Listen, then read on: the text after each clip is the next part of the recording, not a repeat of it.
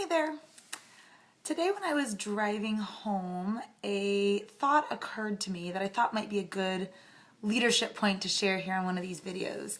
And that is that the things that I find looking backwards to have been the best experiences or to make me feel the most successful, like when I was at my happiest and highest achieving by my standards, no one else's standards, all seem to be the things I've been warned against or told not to do.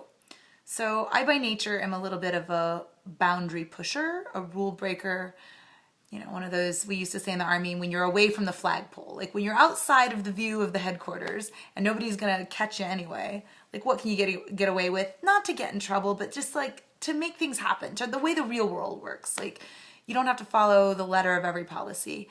And so I've always had a little bit of that, like I live my life away from the flagpole. I don't do things to make other people happy or to fit in with everybody else. And the example that pops to mind is growing up, my mom had told me about a friend that used to work for 2 years and save up money and then take a year off. And then work for 2 years and then save up money, take a year off. And this was a pattern she did multiple times. And for some reason that always appealed to me. I thought, what a great thing. Like you throw yourself into something for 2 years and then when you're done, you take the money and just go have fun. And so I kind of lived my life that way a little bit when I got out of the Army. I would work and then take 6 months off. And then I'd find another job and then I'd take 6 months off.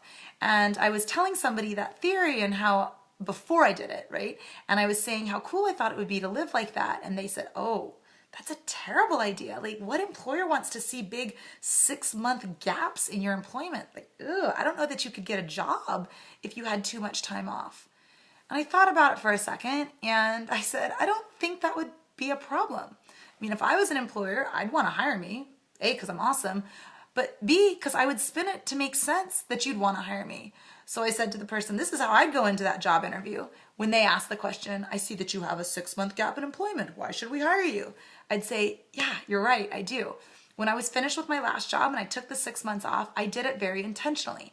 And I went and I traveled and I explored and had just an amazing time. But around the 4 or 5 month mark, I realized I miss working. I miss being part of a team. I miss being productive. I miss deadlines and producing. And so I consciously started looking for a job, not because I had to, but because I wanted to. And this place right here is where I applied. I only applied to a few places and this was one of the ones I really want to work. And I've had 6 months off. I'm well rested and I'm excited to get back into the workforce. I'm not running from a job I hate into a new situation just because it could be better.